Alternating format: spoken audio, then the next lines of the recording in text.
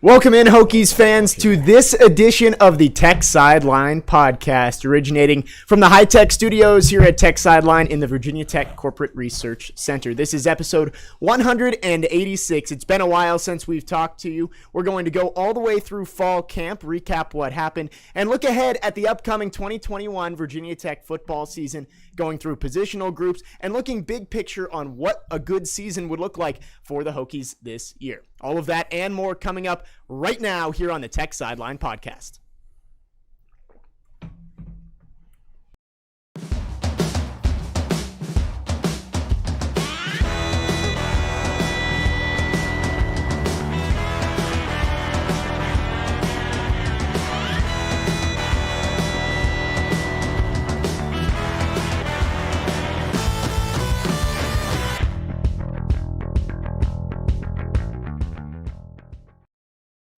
We welcome you back to episode 186 of the Tech Sideline Podcast, originating from the Virginia Tech Corporate Research Center. It's good to be with everybody. We got Will Stewart, our founder and general manager, Chris Coleman, our lead analyst and columnist. I had to be careful not to call you managing editor. That's right. Our managing editor is behind the scenes. Today's best producer in the land, that's David Cunningham, and I'm your host, Jake Lyman. The Tech Sideline Podcast is presented by the Southeast Regional Training Center. A little bit of trouble getting this read up, but it's creating Olympic opportunities. Assist us in attracting the best recruits in the nation. Your support and contributions will help bring more Olympic hopeful training partners and mentors to Blacksburg, Virginia. You can go to our website, techsideline.com, to donate today. Actually, southeastrtc.com. Southeastrtc.com. Okay. There's a link on techsideline.com too. So you're coming in hot. Coming in hot. Calm down. Calm down. You're fine. I gotta. Evan Hughes is always up to a 10. Well, we had to train Evan not to come in hot. That we would start the show and he'd be all excited to start the show and he'd be like, "Welcome into." You'd be like, "Evan, turn down the volume a little Bring bit." Bring it down. So, very good. That's a good start. Is it okay if I just launch into Go ahead. So if you're watching on video, you see that we've redone the set a little bit. I'm sure if you follow us on Twitter, you've seen that. So I've been doing a lot of work here, and I'm not quite done. I've got a few cubbies I got to light up and things like that, but overall I'm pleased with the effort. And so just to let everybody know, we obviously have a new host, Jake Lyman, Virginia Tech Sports Media and Analytics 2022. And producing today is David Cunningham. We're not going to have a fixed full-time producer like we used to. I'm going to bring as many of the, we're having David do it today. I want to bring in as many of the SMA kids as I can and train as many of them as I can.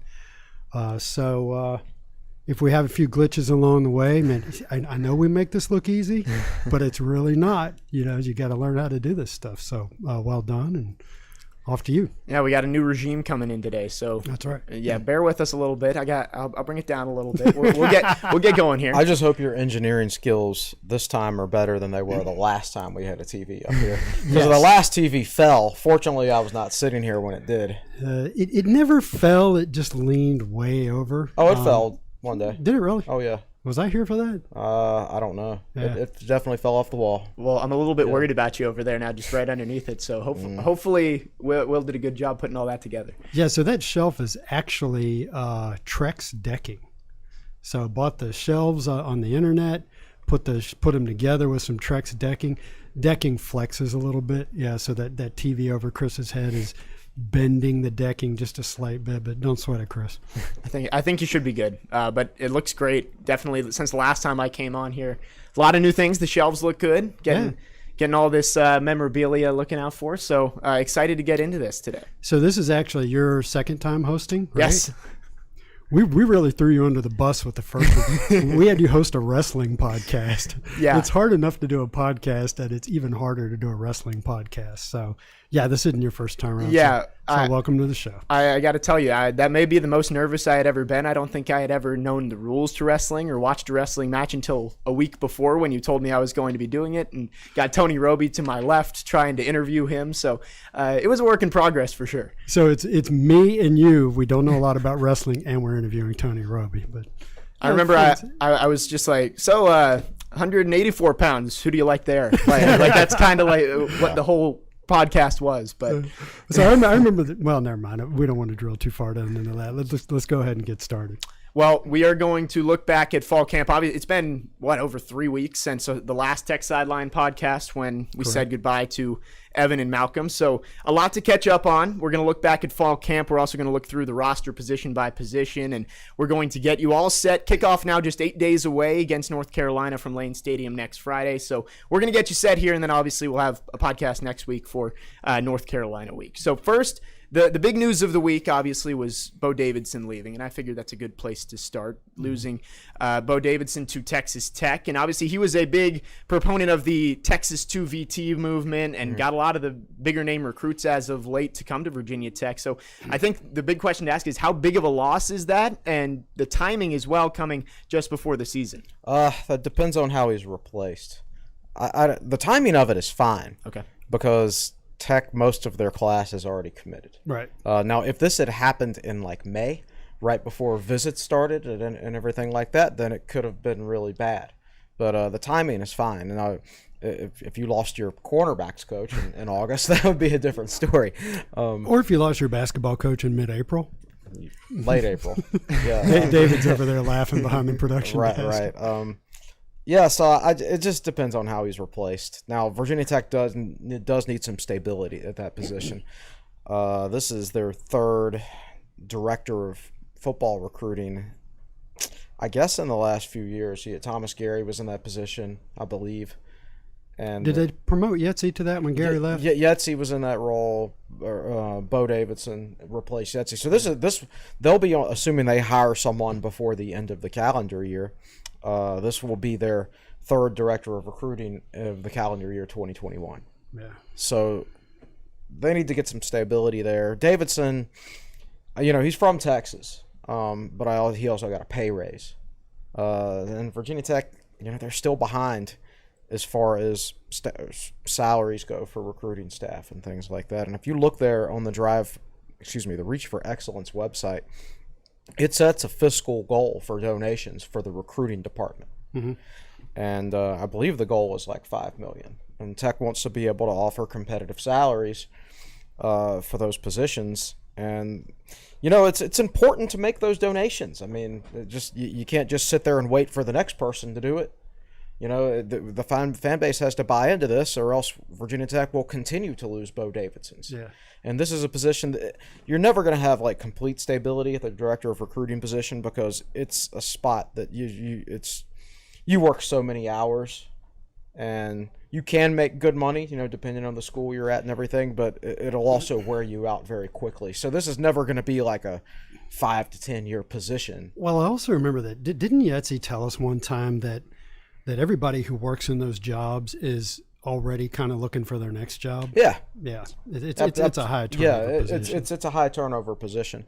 But they do need, ideally, you'd like to get somebody and keep them there for a couple of years or so. At least, yeah. So, but to do that, you got to be able to afford to do it. So it's very, very important that I think Tech fans buy into the Reach for Excellence program. Otherwise, whenever Justin Fuente does hire someone quality, which I think Bo Davidson is, you're going to lose him. And quite frankly, it's amazing Tech was able to keep him for this long. Yeah. Because I think he's a pretty talented guy. Yeah, Bo worked, that's funny. I said, make sure your cell phones are silent before we went on the air, and mine's not. Bo worked really hard, and I like Bo. But, and he had some consistency here at Virginia Tech, not necessarily in the position. He's been here for a while. But the flip side of that coin is I was going through Twitter last night where people were talking about this, and do you even know how to work your new phone yet? It's a new phone. You got to follow your own rules, Will. Hey, I'm the boss. I don't have to follow the rules. So if you didn't hear it, I just got a phone call in the middle of a podcast. But I was going through Twitter last night, and in some of the discussion, Ox VT said, I made up videos about that Texas to VT stuff. And he reran a video that Ox had done about a year or two ago when that was a thing.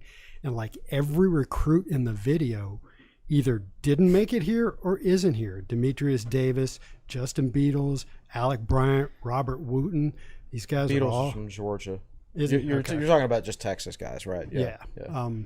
So, again, Bo worked really hard, and I like Bo, but I think if you could bring somebody to the position who has Eastern recruiting ties, Mid-Atlantic recruiting ties. That'd be a nice advantage. Right.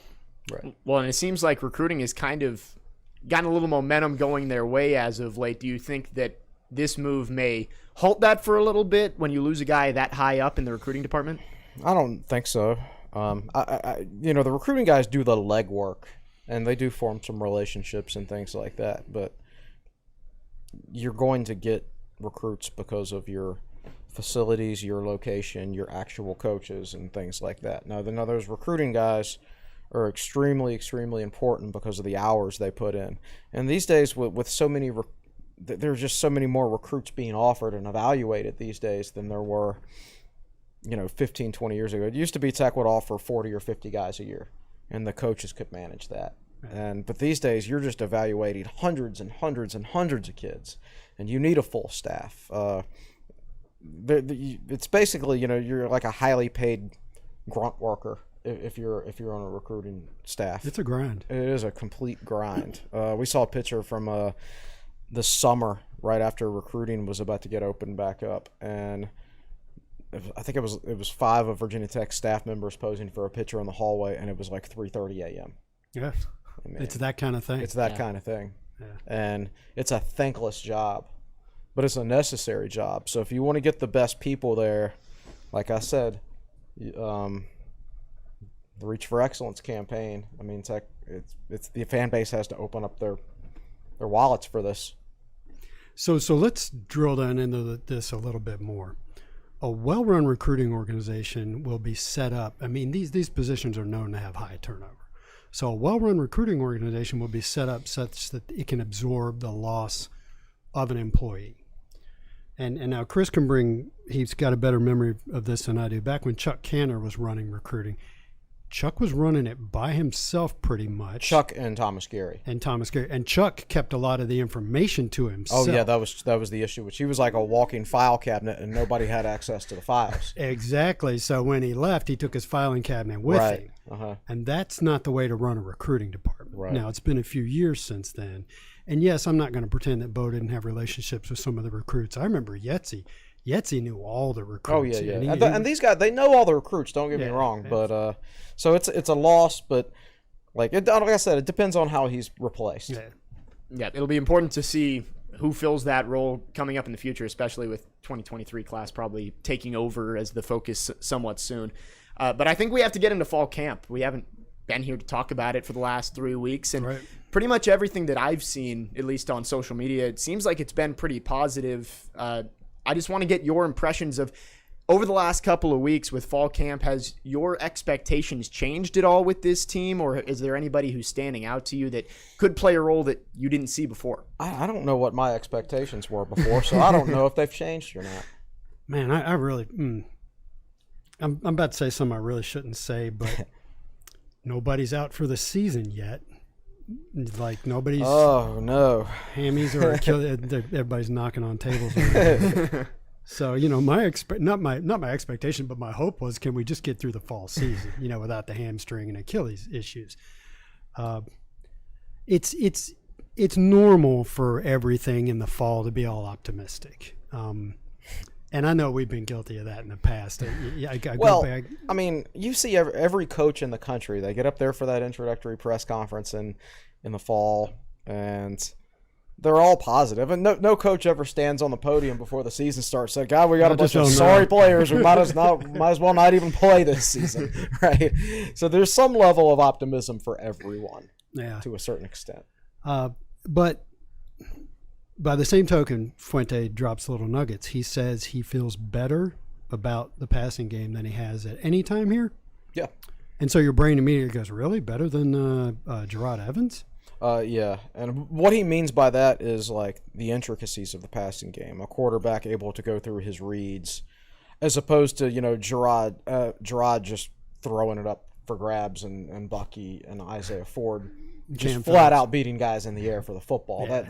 That's not a passing game per se. That's talent. And the classic example of that was the Pittsburgh game that year, where it was just, man, that's still one of my favorite games under Fuente, where he was like, they're going to do their thing, we're going to do our thing, just keep going. Yeah. Just chucking that ball up and beating that one-on-one coverage. So you're right. He means the overall management of the passing game, going through the reads and all that sort of stuff. So when a coach says, I feel the best about this than I've ever felt in my time here, that makes your ears perk up. He doesn't have to say that. Right. Yeah. And he hasn't said that in other years. And then he talks about what an athlete Braxton Burmeister is. You know, did he say freak athlete? He said freak, right? He said he reminds me of those guys you see in the Olympics. Right. The Olympics were going on at the time. Yeah. Well, he was recorded as the fastest athlete on the field during one of their first practices, even faster than Jaden Payute, which he is widely regarded as a freak athlete. Yeah, and that was a top speed measurement. Yes, They got a lot of play on Twitter, and I think we may have even talked about it. I think it may have been out in our last podcast when we talked about it. So, yes, in terms of however they GPS these guys and measure top speed, Burmeister recorded the top speed. And also, I think this year, I want to say from Media Day, from talking to the players, I think in the past they always did the Speed Kings thing, and they ran a total distance of 50 yards. Mm-hmm. So, and I think this year I heard the players say they only did 30 or 40 yards. Really? Which means he topped out, you know, you've got to top out quicker, which means there's good acceleration there too. Yeah. Well, so I forgot what the question was. It was just something about kind of optimism in general. Right. Well, and I think positive vibes. I think it's just such a contrast from last year when pretty much every press conference was, this is tough. Like with the COVID testing point. and everything, it's just a very different kind of atmosphere around the team where they're not getting COVID tests and there's no issues with COVID. They're not having 13 guys practicing it at a time or something like we that. know for a fact, unless something's happening down at North Carolina that I don't know about, we know for a fact that Virginia Tech's going to play a football game in 8 days. Yes. Right. And last year, we didn't know leading up to the day before the game whether they were going to play or not. Wasn't Virginia Tech supposed to open the season with UVA last year, and it got bumped? It was NC State. It was NC State. Then it was UVA. Then it was UVA. Okay. NC State got canceled because of NC State issues. Although Tech probably wouldn't have been able to play that game either. And then they're like, okay, we're opening next week against UVA. And then you get up a couple days before that game, and then Tech didn't have enough players, so they had to cancel that game. So it wasn't until the next week. Like most teams had already played 2 games before Virginia Tech played their first game last year. Yes, so Virginia Tech was supposed to start at NC State, and they ended up doing it just 2 weeks later than scheduled, which I guess that's the whole thing is you don't have to worry about this year because all the players are vaccinated, and it seems like that has at least made Coach Fuente a little bit happier at the podium, and he's seemed a little bit more optimistic about the season. Yeah, and he's got guys working in the defensive system in particular. So where my mind goes is, and I guess at some point we're going to talk about key players. There's just a few guys on this team that Burmeister's the obvious one. You know, as I always say, Captain Obvious reporting for duty. If he is comfortable in the passing game like Fuente says he is. Now there's a difference in between being ready and being the best quarterback you'll ever be. We're not saying he's the best he's ever going to be. If he plays this year a lot and then comes back next year, he'll be better next year. But so if he's ready to be a guy who can really run the offense, he does a great job in the running game. If he's a guy who can really run the offense, he's got to stay healthy. So there's that. And then I want to know, is Jordan Williams, like we were excited about the Youngstown State Justice Reed last year. And Justice turned out to be a workman-like player. Oh, he's in the NFL right now. Well, he's a good player. No, I think he got cut the other day. Oh, did he get cut the other day? He got cut again? It was like David would know this stuff. I know. Well, Justice was what we expected. I mean, you're a 7th-year senior for a reason because you've been hurt all the time. Yeah. So I actually felt fortunate that he was able to play the whole season. I think he missed 1 game. Yes. Yeah. So we got pretty much what I expected. But I don't think he was transformational for the defense, is what I'm saying. No. Right. Good player. Glad to have him. It looked like he might have been. I think he had 2 sacks NC or 3 State. Sacks the first game. It was the first series. Yes. I knew. You thought, oh, great. He kind of jumped off the page. And you're like, he's exactly who we thought he was going to be. So that was probably the healthiest he had been the whole year. So that's probably kind of shaping my thinking and my comment there. But I just is Jordan Williams going to be a guy that did he not play as much as he wanted to at Clemson because the other guys were so good, they're NFL quality players? Or is he going to be what you might call a workman-like type defensive tackle? Or will he blow up the middle of the line and be a playmaker? You know, that's what I want to see. That's what I think is going to be looking for. And I could run down a whole bunch of other guys too, but I won't. So kind of guys who could kind of make or break the season. Obviously, Exactly. Braxton is the big one. When you're Virginia Tech and you don't have a lot of 4 and 5 star talent on the field, the guys you do have, you really want them to excel, stay healthy, and be at their best. You can't afford to lose 1 or 2 or 3 of them. It really changes the season. Well, and that takes us perfectly into what most of the podcast is going to revolve around, is going position by position through this team and kind of seeing where you guys sit with these guys. And I think Braxton Burmeister is the perfect place to start. There's been a lot of talk about this is finally the year that Justin Fuente and Brad Cornelson have their guy. There's no quarterback competition. Do you think that is being overhyped a little bit with that? Because I did see something yesterday on Twitter, and I don't remember who said it, but it was during the Fuente era, the only year he really had the guy was Gerard Evans. And so we were talking about this the other day, and somebody said the same thing, and I looked at Chris and I said, well, what about 2018 when he knew Josh Jackson was going to be the starter? Yeah, look, Fuente made a comment during media day, and it was an accidental comment. I think one of the media members asked him, when's the last time you actually knew who your starter was going into the season? And Fuente started to think about it, and he didn't answer fast enough for the reporter. So the reporter said, was it Paxton Lynch at Memphis? And Fuente's like, I don't know, probably. So that's where that came from. That's inaccurate. It was Josh Jackson in 2018. But the difference is, so he knew he named Josh Jackson as starter right at the beginning of fall camp. Right. I remember that. Instead of giving it the old fake, there's a competition going on. It was very fast. Yeah. He named Jackson the starter faster than he had named Evans the starter the year before. Right. Interesting. But we also knew that he had Ryan Willis behind Josh Jackson. Yes. And nobody was saying Ryan Willis was a great quarterback, but we knew he'd had a lot of experience and he could step in and play at this level. We're not sure about everybody behind Braxton Burmeister, and I think that's a difference. Yeah, that's probably right. You just don't know about the depth, and when Burmeister missed some time with an injury last year, you worry about his durability and everything. But Burmeister was listed, I believe, at 200 pounds last year, and he told us down in the media sessions in Charlotte that when he got COVID right before the season started, he lost 12 pounds. Yeah. And so he was probably only about 188 or 190 when the season began, and now he's like 210, 215. So it's just a big difference between where he is right now physically compared to where he was last year, and it should be a big difference mentally too. When he first enrolled in 2019, he was declared ineligible, so he played on the scout team where he practiced the other team's offense, and then it didn't have his spring practice, and then fall practice happened, and they were kind of practicing some days and not other days, and not everybody was there every day, and then he got COVID and missed 10 days. So there was no familiarity with the offense at all. But so physically he's in a better spot, and mentally he's in a better spot. And I feel pretty good about Burmeister myself. I'm actually more concerned about who's going to break a tackle and make a play. That's my biggest concern on offense than anything. Yeah.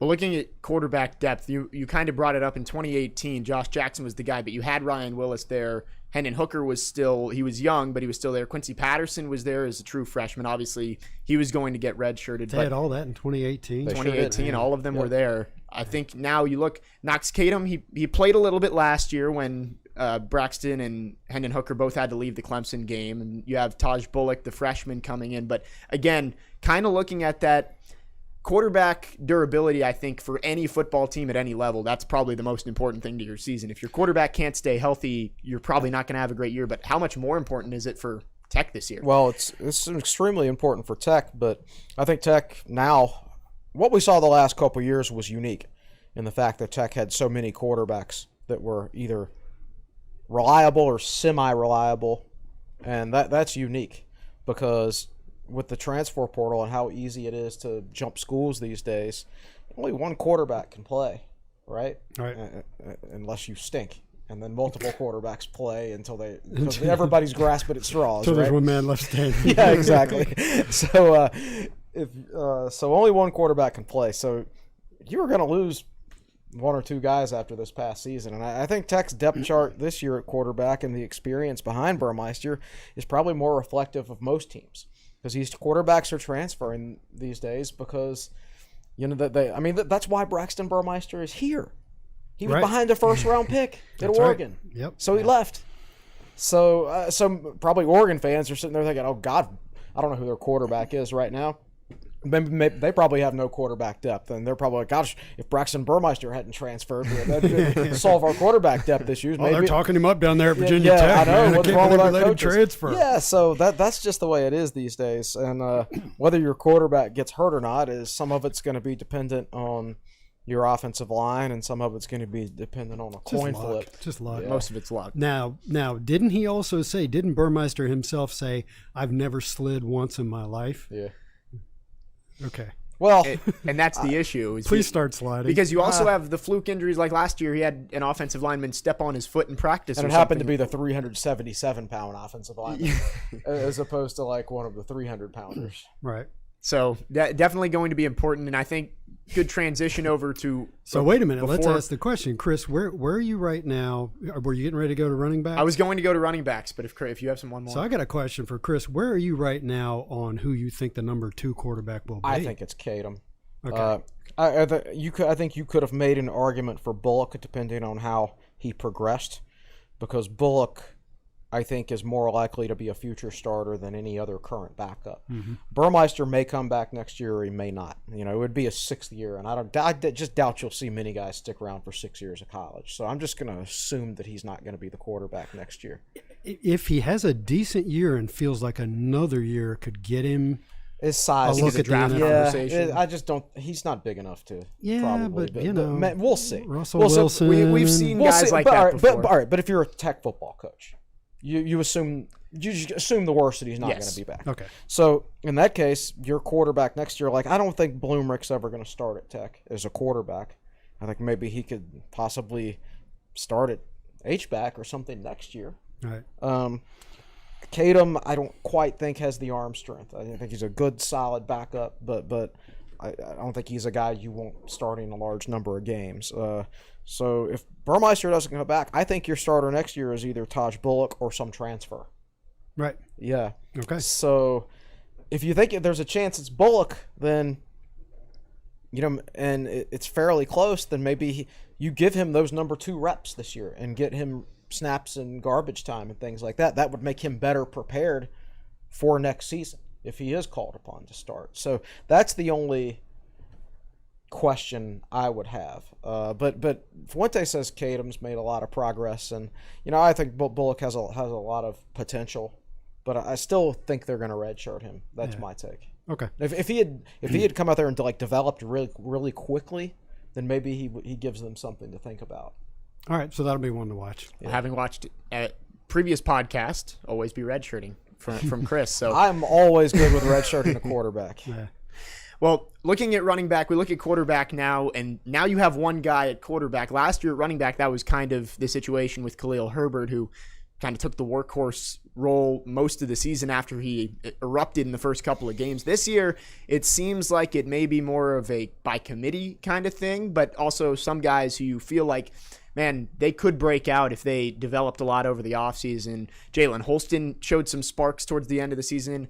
Raheem Blackshear, obviously, we know what he can do in the passing game. And then Keyshawn King, I feel like it's always a wild card in there. Plenty of potential and a highly recruited guy. So I think the question I have for you is, first, who do you think is going to step up and be that lead back? And also, do you think that this group as a whole can repeat that performance, or at least the production from Khalil Herbert this year? It would be nice if somebody's going to Khalil Well, they're Herbert. number one rushing team in the ACC, right? Yeah. You know, I think Tech will be good at rushing the ball this year. Like, I don't think there will be a standout, but I think Burmeister is a good runner, and I think he makes good decisions in the read option, and the offensive line will be good. We'll get to them later.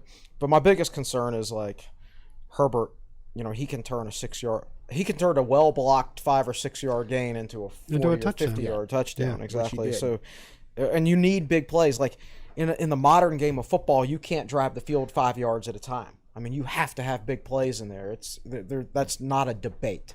You know, it's not, you know, the mid-90s anymore where you can just 5 yards in a cloud of dust and things like that. I look at Holston, and I think he did pretty well down the stretch last year, but he lost a little bit of weight to try to make himself more explosive. so we'll see.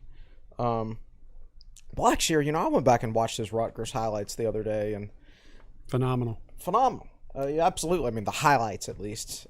Just the plays he was able to make. And he was in a really bad situation last year. He transferred and then didn't get spring practice to learn the offense.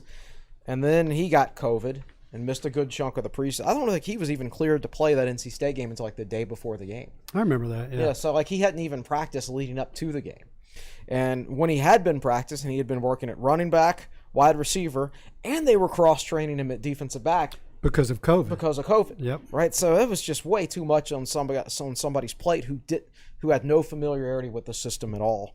I'm hopeful for him this year. I don't think he doesn't necessarily have to be one of those guys who averages 100 yards a game, but you need to get a couple big plays. You need to get some chunk yardage plays from him. Yeah. Because I don't know how many guys in the offense are capable of producing like 20-plus yard gains. Keshawn King is the other guy who can do that. Yep. And aren't those kind of the three guys that Fuente's been mentioning as kind of being in that? I think those are probably their top three. It's just not clear to me how they're going to use them. Like I don't know if we're going to have as much outside zone this year because Herbert was really good at that. I don't know how good these guys are at that, and they're all three different backs. Like Blackshear is, he's got a running back's body, but he kind of got a wide receiver skill set. Obviously Holston and Marco Leak, talk about him a little bit. They're your big bruisers to a certain extent, and then Keshawn King is just more like a spark plug type. So I'll be interested to see how they use them. Another guy they've talked up a little bit is Malachi Thomas. Oh, yeah? Yeah. They're 6'0", 197. Yeah. Fuente said that he's just a ball player. Like in high school, he was a great running back and he was a great defensive player. Fuente's like, yeah, he could play defense at this level too. He's just a good player. Like he just likes playing ball. He was a great baseball player too, apparently. So they're pretty high on him. Like at the beginning of camp, the talk was, Kenji Christian. But sometimes once the pads go on, things change. Yeah, and I think the other thing that makes things change is when classes start. That's true. Yeah, particularly for freshmen. Particularly for freshmen, that's a big thing. So I'll be monitoring. Probably not only how many snaps those guys play, but if I see that Raheem Blackshear plays 33 snaps, I'm going to look on Pro Football Focus and figure out how many of those were in the slot and how many of those were actually a running back and things like that. So there's a lot of different ways you can look at it. People ask who's going to be the starting tailback.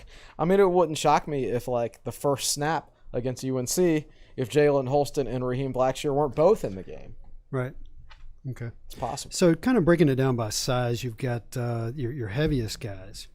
Marco Lee is 5'11", 227. Taj Gary's 5'8", 220, and he's a tank. I don't know that he's gotten much buzz this preseason, but he's a guy that I just want to see succeed someday because he's just a tank.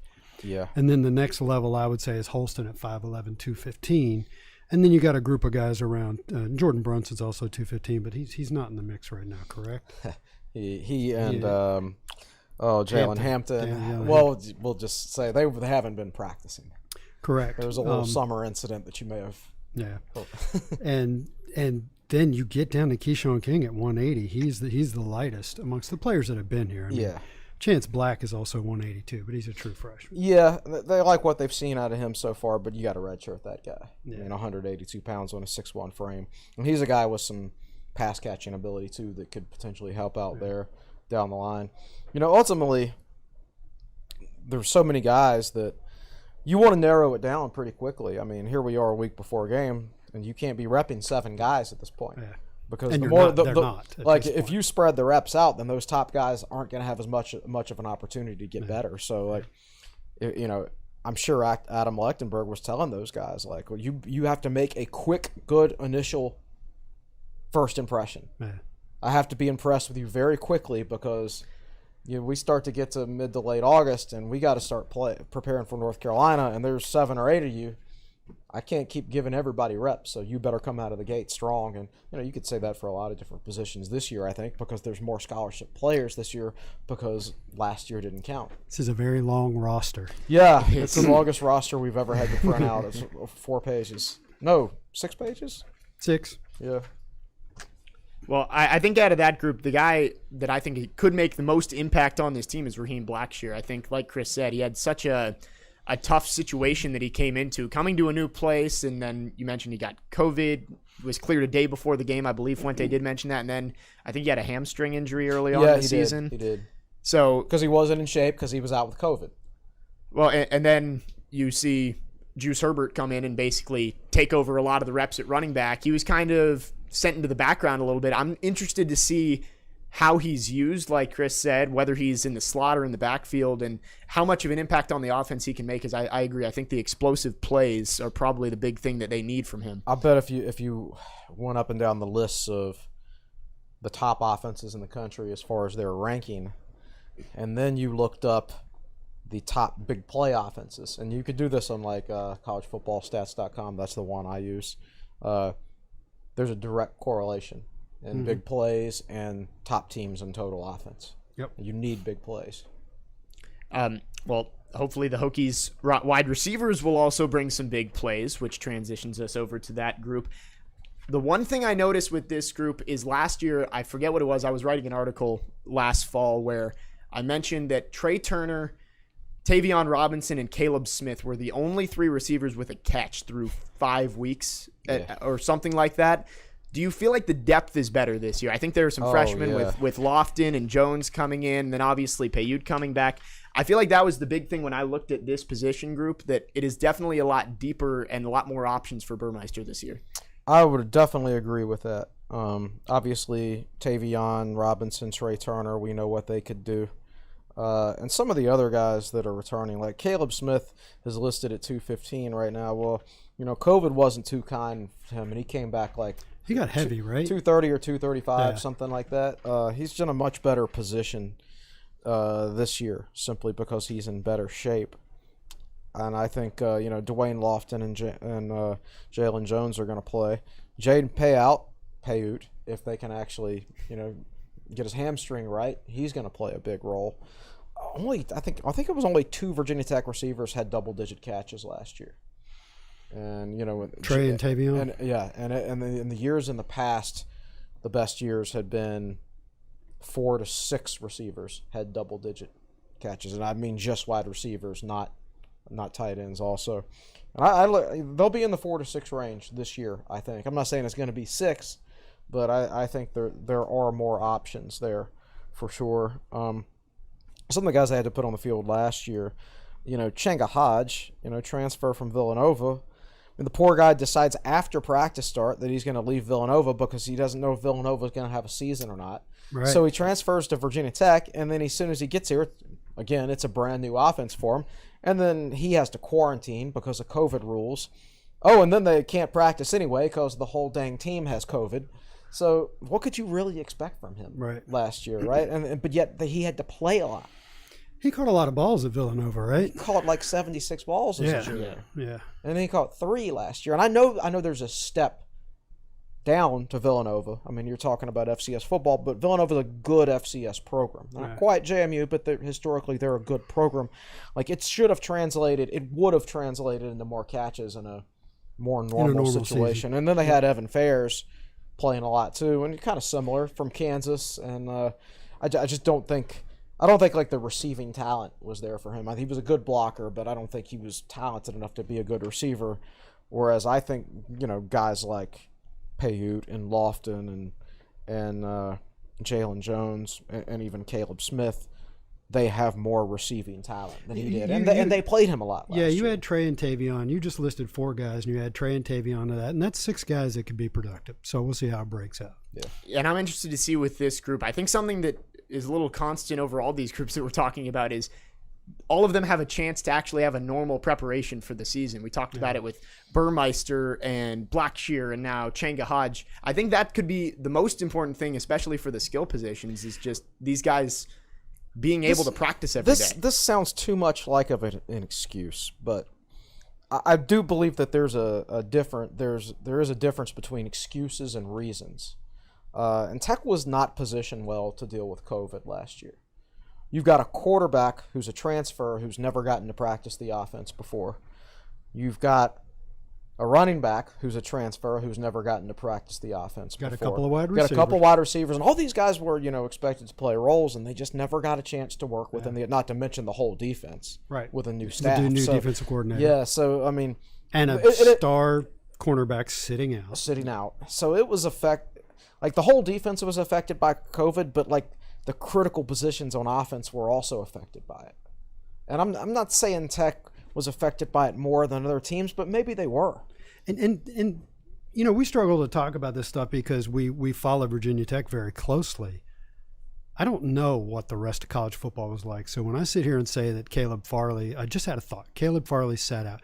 How many star players for other teams sat out the entire season? Certainly nobody as good as Caleb Farley. Right. Not many really high draft picks that could have made a difference. I thought Farley's decision was going to start kind of a tidal wave of opt-outs, and it didn't. There were a few. Jamar Chase from LSU was a big one, and he went top 5. Oh, did he? Okay. I'm trying to think of any other ones. There were a few out there, but again, Caleb Farley is maybe 3rd or 4th on that list at the very lowest. Right. Yeah. So definitely that, and Jermaine Waller was also unavailable. I mean, you're talking arguably the best player in the country at his position. Yes. Yep. Yes. So I think that's something we'll continue to see as we go through here. Wide receivers and James Mitchell, I think, is a good kind of. So do we even need to talk about tight ends? That's what I was wondering. Right? Let's we know James Mitchell can play. Gallo's been solid. The guy probably to talk about is Duilius. Yeah, he got in there and played a role last year, and they've been impressed with his progress. And he was a guy 247 had as a 4-star recruit and a top 10 player in North Carolina coming out of high school. Yeah. And they were playing him as a true freshman in 2017 as a jump ball guy in the red zone. They played him a few snaps against Boston College, and all of a sudden, boom, he got hurt, and then he had to redshirt. And they never quite developed, but he finally started turning it on a bit last season, and they're real pleased with his progress, and he's going to play a role. Now, what's going to be interesting at tight end is all those guys played last year. Like even Gallo, Duilius, they played over 200 snaps last year, even with Mitchell on the team. Right. But that was when Tech had so few wide receiver options, right? Yeah. Now that Tech has more wide receiver options, you want to put a 3rd wide receiver on the field or even a 4th wide receiver on the field, somebody's got to leave the field, right? And that's opposed to a second tight end. Right. So how does that cut into the snaps of Gallo and Duilius? Yeah. It's a whole balancing act that has to be figured out. Some of it could be dependent on opposition. And so there's so much talk about the transfer portal, but let's give props to guys like Duilius and Keyshawn Artis, who don't get a lot of playing time. Devin Hunter. Well, Hunter's supposed to start this year, but he's certainly a guy who could have packed it in earlier in his career. Yeah. So seriously, so what was Duilius's first year? Oh, he was Fuente's first recruiting class, 2017. In the transfer portal era, that's a long time to be with a team and not be playing a lot. Tyrell Smith is another one. Well, Tyrell's probably mentioned there. Tyrell's different, man. Now be careful with your mic there. You look like you're about to pull it off the table. Of course I am. Mics are so hard to get right. Well, I have to move it to reach my water. Right. All right. Well. So I think looking just at the entire group of skill positions and weapons for Braxton Burmeister with guys like Turner, Robinson, Payute, Mitchell, Blackshear, all of these guys, how do you feel compared to previous years about the guys that Burmeister is going to have his options to throw to? Well, I don't think there's anyone as good as Isaiah Ford. I don't think there's anybody as good as Cam Phillips, or anybody as good as Khalil Herbert. Right. But it's, as far as the receivers go, like in 2016, there was no depth. Like if Isaiah Ford had gotten hurt, then all you've got is Cam and Bucky. I mean, that's it. They had C.J. Carroll in the slot who caught like 12 passes, but there were no other outside receivers. C.J. had a big catch against Notre Dame. He sure did. He did have a big catch against Notre Dame. So I don't feel like Tech has as many like stars. Like I felt like Isaiah Ford and Cam Phillips and Bucky Hodges were stars. And I know Trey was a 4-star recruit, but I don't consider him a star. Yeah. And I know Tavion Robinson was a 4-star recruit, but I don't think those guys are as good is Cam Phillips and Isaiah Ford. They might be in the recruiting rankings, but they're not on the actual field. Now, that said, let's add the word yet. But although probably if Trey was going to get there, he's in his 4th year, he would have done it by now. You never know, man. We'll see. You never know when the light would go on for somebody.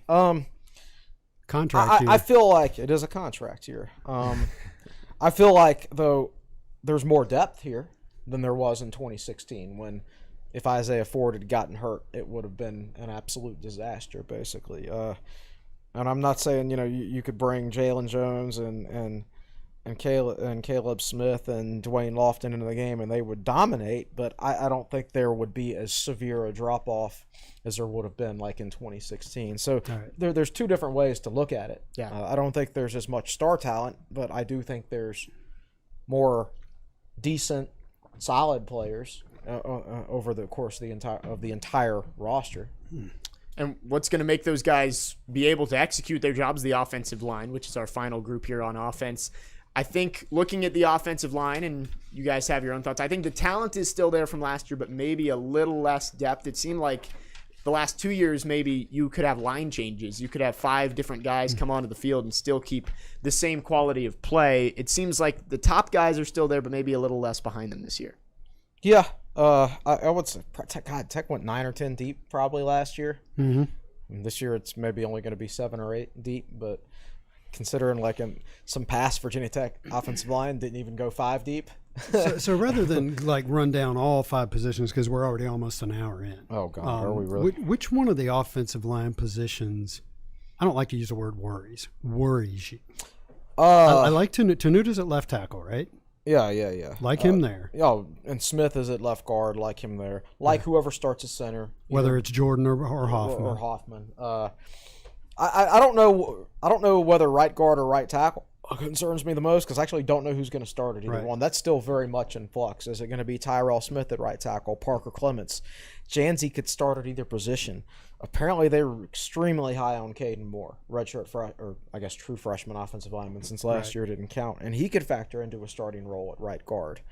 I would probably say right tackle just because I think it's maybe a little bit easier to help out a guard in blocking than it is. It's easier to isolate an offensive tackle than it is an offensive guard. That's right. So I guess I would say offensive tackle. But I'm not saying that I have no concerns about the offensive line. It's just that Vance Weiss has a proven track record of player development at this point and good coaching, and so it's not something that keeps me up at night. Yeah. It used to be like, okay, gosh, Torian Gray lost all 4 starting defensive backs. You do not worry about it at all in the offseason because, oh my gosh, we lost Jimmy Williams. He's a starter. Who's his backup? Oh, Brandon Flowers. We'll probably be okay. Nice. Yeah. Well, I think that's the thing with Christian Darrisaw leaving. You might be a little more concerned about that, but it seems like there's, at the very least, good depth behind him ready to step into the role. Tenuta's going to get drafted. He's an NFL offensive tackle. All right, Chris is on record. Tenuta's going to get drafted. Speaking of Bo Davidson, I can finally say this since he's gone. It was Bo Davidson who told somebody I know on the staff a couple years ago that Tenuta is a future first-round pick. And that was years ago when they were recruiting him. No, that was right after he showed up, right? Yeah, right after he showed up. They got to look at him and said, "Oh man." I've had a few classes with Luke Tenuta. He's got the frame. I don't know if he's actually 6'9". I mean, he was listed at 6'7" last year. Generally, you don't grow 2 inches when you're not 21, at his age. but so you're kind of splitting hairs at that point anyway. Well, I think looking through the offense, obviously it looks a little bit better than last year, maybe a little deeper, especially at skill position. So some optimism on that side of the ball, especially with Braxton Burmeister leading the way. Well, I just think Burmeister does such a good job with the running game. I mean, the read option is going to be a very effective play this year, even though Khalil Herbert's not here. So, well, I think that's a good time to take our first break. We're going to get to the defense at some point after this break. We're going to look through the defensive line to start, and obviously the secondary with a lot of young guys stepping in. So excited to get to that, and Justin Hamilton's really first full year as the defensive coordinator with a full year of practice and everything. So we'll get to that. We're also going to look big picture at the Hokies season coming up right after this break here on episode 186 of the Tech Sideline Podcast.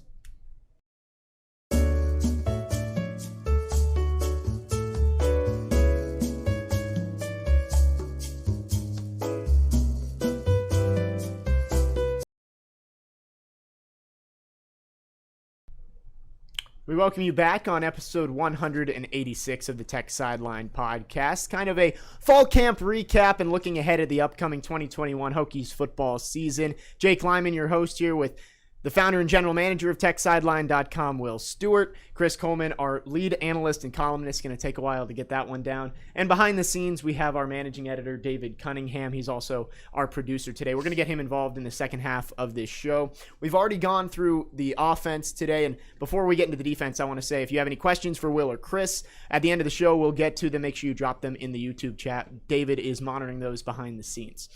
So the offense, we went through it. I think pretty optimistic look at the offense with a lot of guys finally getting to step into their roles fully with spring practice and fall practice. Defense, maybe even more so, especially with Justin Hamilton at the helm, kind of finally getting to settle in and get himself his new system and everything all put in place for this 2021 year. And we'll start on the defensive line. I think that is a pretty deep group for this team with some star power on the line as well. I think Amari Barno is probably one of the more guys who are primed for a huge breakout this season. He was named to an All-ACC team. And then Jordan Williams, who you mentioned, is going to be a key player for this guy on the line. How huge for this season do you think it is for those two to have big years and to kind of live up to those expectations? It's big for those guys, but I tell you who I'm really going to be watching is Josh Fuga. So one of the things that happens is we have to process a lot of photos at the beginning of the year. So our photographers go out and they take pictures, and you go through them and you catalog them and you tag them and you put them in the media library. And tell me if you agree with this, Chris. Josh Fuga is a guy who has just transformed himself. Lost 15 pounds and still a big guy at 308, but it's a solid he looks solid good. mass. He had that kind of whole wide fat body thing going on when he was first here, and that's gone. That's gone. You know, and I missed an opportunity talking about pictures. I was out there one of the first days of practice taking pictures, and they had all the DL position group together, and they're in their pads. I guess they were just in their jerseys, but they're posing for the position group picture, and they come off and Fuga flexes, and he's got Fuga tattooed on the inside of his bicep. And I'm like, I got to get a picture of that before we're done here. But Fuga was not, this was media day, and Fuga was not one of the guys scheduled to be interviewed. So he pulled his jersey off and left. So I missed the opportunity to get this real cool picture of Fuga flexing with his name on the inside of his bicep. So I guess that was the day I got a man crush on Josh Fuga. You wonder if he's going to pull that out for a sack celebration or something this year, just to flex. And you got the big Fuga on your. Well, that's what he did bicep. that day. He pointed. Exactly. He'll do the same thing. So that's a guy I'm excited about. We went over Jordan Williams and Barno. Chris, how much weight does Barno put on? Because he put on 10 pounds. He was 235 last year. He's listed at 245 now. That dude's got such long legs. It's kind of hard to tell. But, he's definitely – I think his arms are more filled out. Yeah. Just still has plenty of room to grow, too, and still keep the same type of athletic ability. So, I think, if you recall, he only got moved to defensive end last year. He was it in fall practice? Yeah. Yeah. Well, it wasn't in spring. Clearly. True. And so he had really no time. None. And I was reading something that was written last year where Fuente was really praising him, saying, for a guy that just got moved to the position, he's picked it up pretty well. And they had tried to talk him into moving to it earlier. Yeah. But it took him a while. I wish they'd been able to do it a year earlier, but oh well. All's well that ends well. Did he start as a backer? Is that right? He came in as a backer. He was a safety in high school, and then he kept growing. So he was kind of like a whip type edge guy at the JUCO level. Yeah. And then he kept growing. And then he was a backer his first year at Tech. And then he kept growing. And he's a defensive end. This will be his last position change. But he's at the spot he needs to be successful. And I feel better about the Tech defensive line in some ways this year, simply because they're just so much more familiar with the scheme. You can say that about every at least from a practice standpoint. Yeah, exactly. I feel better about it that when you look at Mario Kendricks, his arms are just bigger. Like, they didn't get in a weight room off season last year, and they did this year, and you can tell it when you look at them. Now, I do have some concerns, obviously some depth concerns, but, I thought last year Tech was fortunate in that, they went out and got Justice Reed, who is a great fit for this defensive scheme. Amari Barno, with his long arms, is a fit for this defensive scheme. Even Emmanuel Belmar, with the things he was physically good at, was a better fit for this defensive scheme than I think he was the Bud Foster defensive scheme. And if you haven't heard, Belmar's retired from football. Yeah, and I'm getting to that. So I think their top 3 defensive ends last year were all good fits for the scheme. And I just look at that this year, and I see Barno as a fit for the scheme. And I don't know that anybody else is until you get down to like true freshman Cole Nelson and true freshman Matthias Carroll, who I think should redshirt. Will Panay to a certain extent, but again, he just moved to defensive end from tight end. He's still very, very new to the position. So I'm a little bit concerned from that standpoint. But that should be balanced out by the fact that there's more scheme familiarity this year. I'm just excited to see Amari Barno on the field again. I felt like last year watching the defense, he was the one guy who popped off the screen more than everybody else. It seemed like he was making a play on the edge every time, and he's got the NFL body. I think maybe, and correct me if I'm wrong, I think he could maybe be the next higher NFL draft pick coming out of this team. It's certainly possible, and his health is paramount to the success of this team. I mean, what defensive end is going to make a play if Amari Barno is not on the field? Honestly, none of the rest of these guys are sack masters or anything like that. Yeah. I mean, I think Tywan Garbett is a solid player. He has the ability, as he calls it, to get skinny and things like that. But he's going to be asked to do something a little different in this scheme than he has in the past. And I think Jalen Griffin improved last year because I think he's a little better fit he's not a bad fit for the new scheme. But you just don't, outside of Barno, you don't see a big playmaking defensive end on this team. So it's imperative that Barno stay healthy. Yeah, I see what you're saying. If you look at the young guys like Carroll and Panay and who am I leaving out? Cole Nelson. They're all in that 6'3" to 6'5", 240, 250 range. Yes, and Garbett is 6'1", if that. Yeah. And Jalen Griffin is 6 foot, right? And Eli Adams is 5'11". Yeah, Griffin's listed at 6'1", right. and Adams listed at 5'11". So a guy we haven't quite talked about yet is Norrell Pollard. Yeah, and that's 15 pounds of muscle. I mean, and he looks good, yeah. But still 281 is really small for a defensive tackle in this day and age. Yeah. 281 is even small for the Bud Foster scheme, which used smaller defensive tackles. So it'll be interesting to see if Pollard's situational.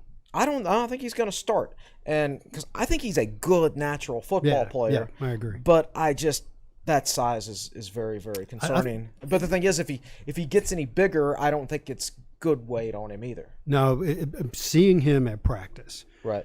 I'm not quite sure how to phrase this, but you look at him and you're like, you're busting out. That's as big as you can get and still be effective. Yes. Yeah. Yeah. So it'll be interesting to see if he's situational, like if they bring him in on passing downs to pitch a fit, as Charlie Wiles used to say, if that's still a thing. Yeah. On that's a situation they could potentially use Eli Adams at defensive end on 3rd and long.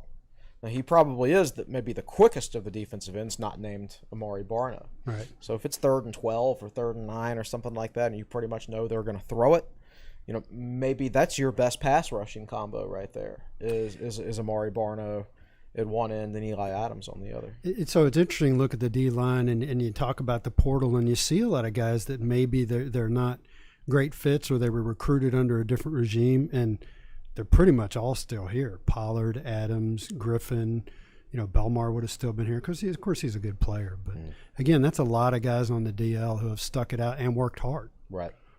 Well, I think looking at the interior of the defensive line, we mentioned Jordan Williams. He's almost certainly going to be one of the starters, but then it's that trio of guys that all came in at the same time, Fuga, Kendricks, and Pollard. Who do you think plays the biggest role out of those three up the middle? Well, I got a crush on Fuga, so I'm going to say Fuga. but that's not – I really like Kendricks. I like all three guys, so I hate to have to pick one, but I would love to – so you talk about keys to this season. Who's going to just completely surprise you? and have a great year. It'd be awesome if it'd be a guy like Fuga. Yeah. It'd be awesome if it was any of those guys. I'll take any of them. Yeah. Whoever steps up is going to get that spot. Well, looking back at linebackers, guys have to step up as well with Rayshard Ashby gone. Kind of has been that guy in the middle of the defense who's you always know where he's going to be. He's going to make the right play. Now you see not only Dax Hollifield have to step up into a larger role, also Alan Tisdale is stepping up. Those two guys, they've been around for a while, but correct me if I'm wrong, I think these are huge seasons for both of these guys, with Dax finally getting a real position at the mic and not having to rotate back and forth, and Alan Tisdale trying to put his athleticism together and turn it into production. This is going to...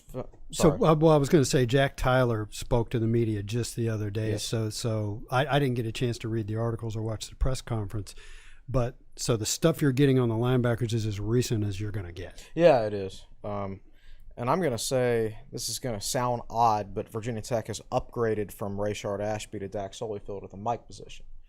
And I'm not saying they've upgraded from the 2018 and 2019 Rayshard Ashby, but I'm saying they've upgraded from the 2020 Rayshard Ashby, who was about 25 pounds overweight last year probably. And so they're going to get better at that position.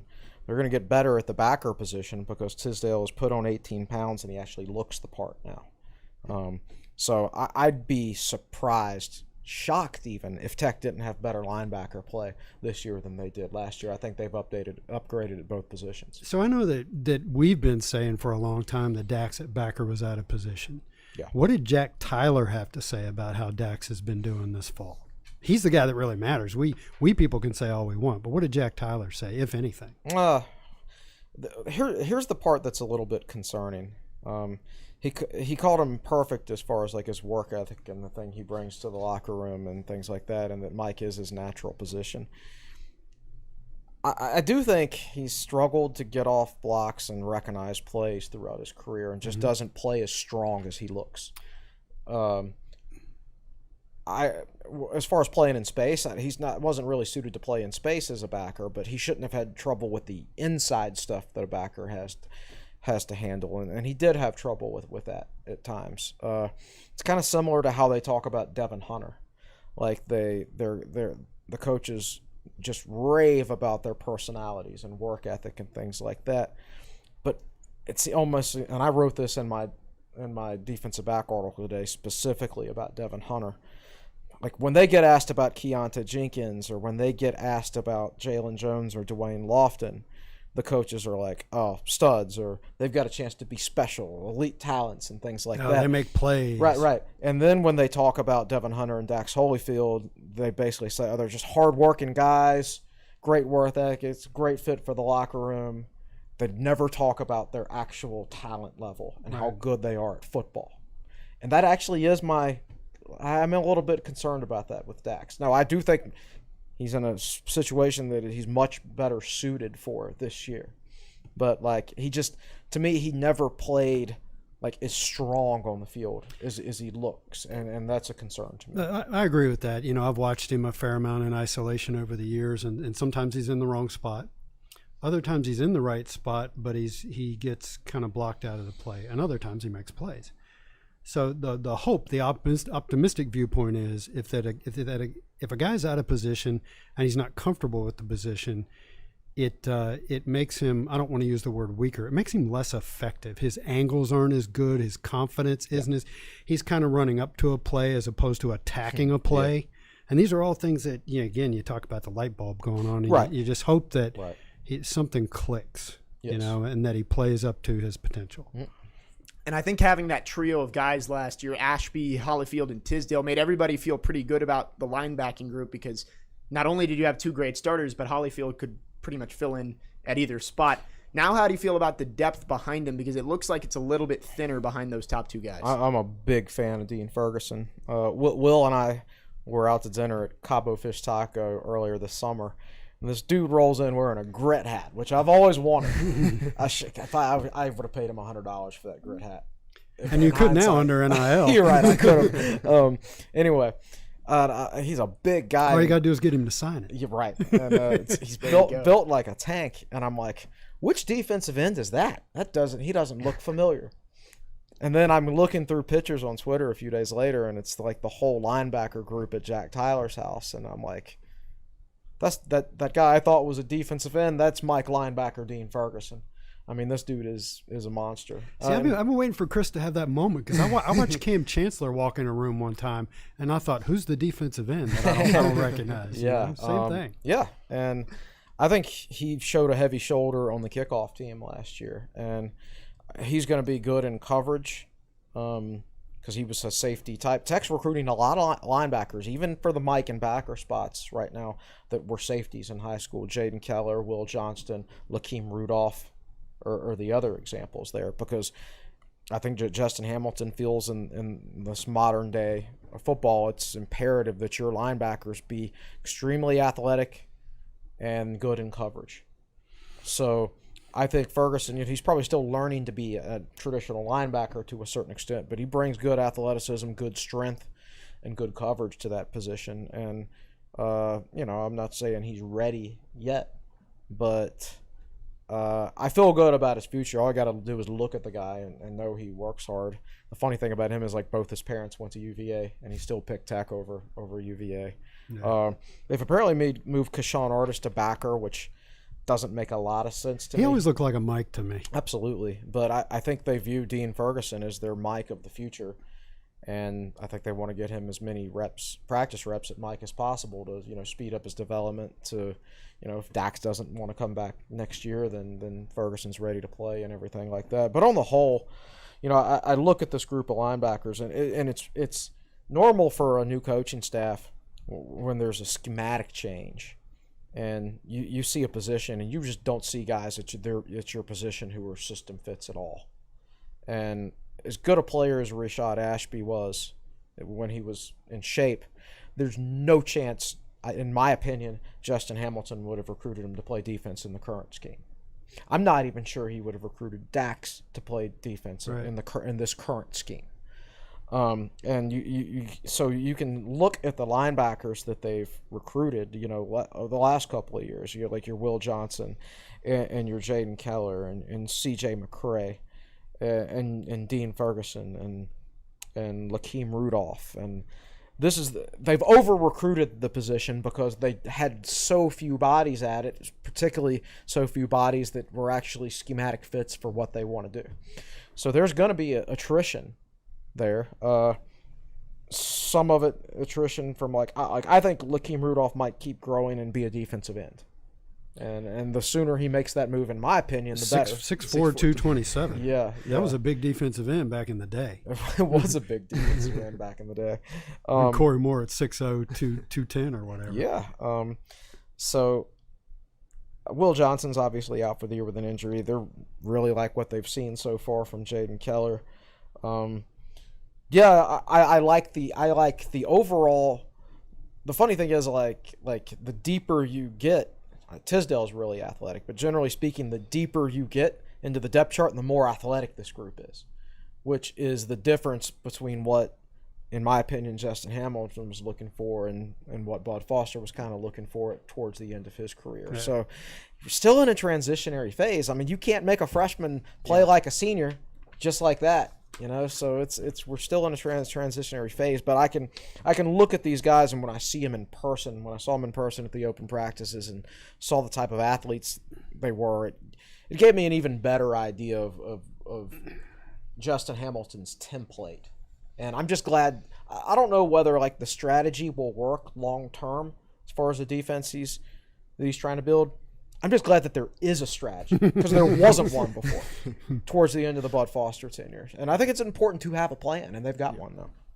Yeah, the front seven, I think kind of another trend that we noticed was a lot of guys from that Bud Foster scheme who were kind of trying to be pushed into the new era with Justin Hamilton. A lot of talent there as well, but I think it'll be interesting to see how those guys develop and continue to play. Now we can look at secondary, which obviously that's what the Virginia Tech is known for, is DBU, should you say. And looking at the cornerbacks, I think Jermaine Waller is obviously the one that's going to pop off the screen. There were some people saying back in 2019 he may have had an even better season than Caleb Farley did that year, but then he only played in 2 games, I want to 2 say. or 3 and last year. Yeah. And he shouldn't have played in those. Yeah, exactly. Yeah, he came back for Liberty after missing most of the first half of the season, and then didn't play again after that. So looking at him, is that going to be the key for that secondary, is that he gets back to his form, or at least close to it, of 2019? I think most people would say that. I don't think so. I think Tech's got 2 other very good corners. I think Dorian Strong had a great season last year, and apparently Armani Chapman is pushing strong right now. Did Fuente say that Chapman's had his best fall? Yeah, absolutely. And apparently that's a legit competition. And I know how good Dorian Strong is, and if Armani Chapman is actually challenging him, then that means Armani Chapman's good. And Right. behind them you got Breon Murray, who has a lot of experience too. So I don't think it's like. I don't think that's the most important thing for Virginia Tech secondary. Jermaine Waller was the 2nd highest grading cornerback in the ACC 2 years ago, behind Caleb Farley. I mean, pretty incredible. If he gets back to that level, I consider it a bonus. But I don't think it's 100% the most important thing for the secondary. The most important thing for the secondary is, in my opinion, how well is Devin Hunter going to play at Rover or whoever. Right. It reminds me of the 2019 defense, and I wrote this in an article today. And that I think it's very strong on the outside at corner, but there are weaknesses over the middle and coverage. Chamari Connor's a really good football player, but I was looking at PFF earlier today. He like last year, he got targeted 20 more times than any other defensive back because he's just not that great in coverage. And the example I go back to is that UNC would put Daz Newsome on him and go after him. Well, I put those numbers actually in my article today. You can go look at them. But like UNC was 9 of 10 for like 180 yards and 3 touchdowns against him 2 years ago. I know when they targeted. They picked on him right. big time. So, and at the safety spots, I love Keontae Jenkins. I think Keontae Jenkins has a great future, and I think after this year, your starting combo at both safety spots is going to be Keontae Jenkins and Jalen Stroman, and I think that combo is going to be elite for 3 years, absolutely elite. But Keontae Jenkins is he's only a true freshman right now. And the other guy back there is Devin Hunter. Do you know off the top of your head how much Jenkins played last year? Didn't he start out strong and get hurt? Well, he got he was listed as the starter heading into the season. He started the first 2 games of the season. And he played great against NC State. And got one of those open field tackles he made against one of their running backs where Jenkins was the only guy within 20 yards, and he had to bring him down, and it was just he did. It was awesome. And then he got COVID, I'm pretty sure, and never got back into it. Okay. So you're right. He's basically a true freshman. The reason Devin Taylor played so much is because Keontae Jenkins got COVID and stopped progressing once he got COVID. Right.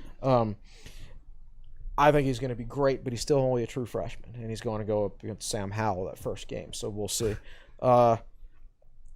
Devin Hunter is another one of those guys, and I put some of these quotes in my article today, which you can go read later.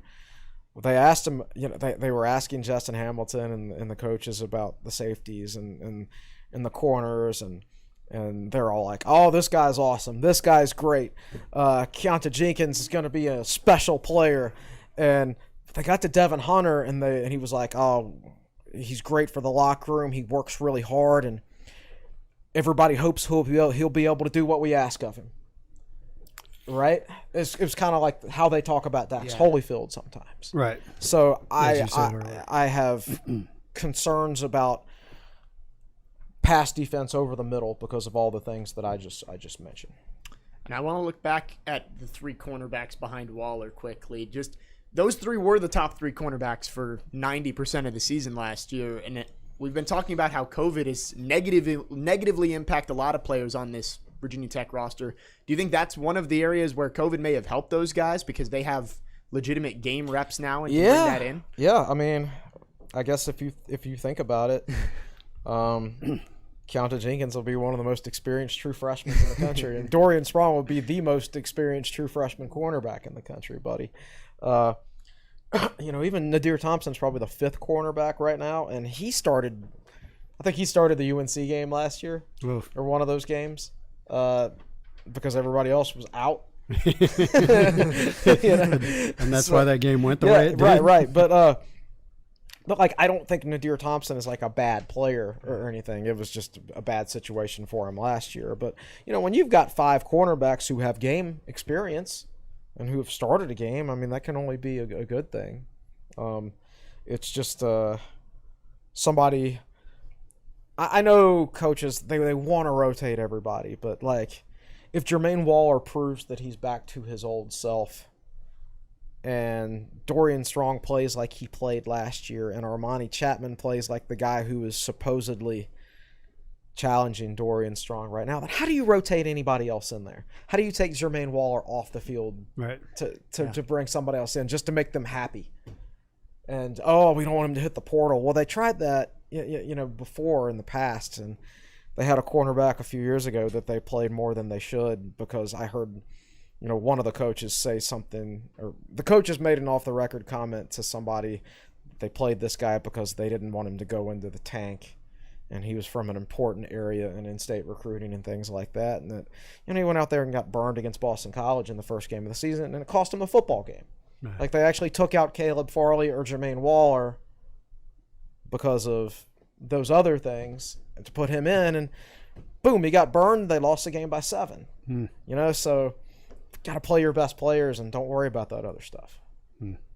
Well, taking a look at the defense, obviously a huge year for Justin Hamilton, having everything in front of him and a full offseason, so it'll be interesting to see how that unit performs, again, with some expectations with a lot of those players out there.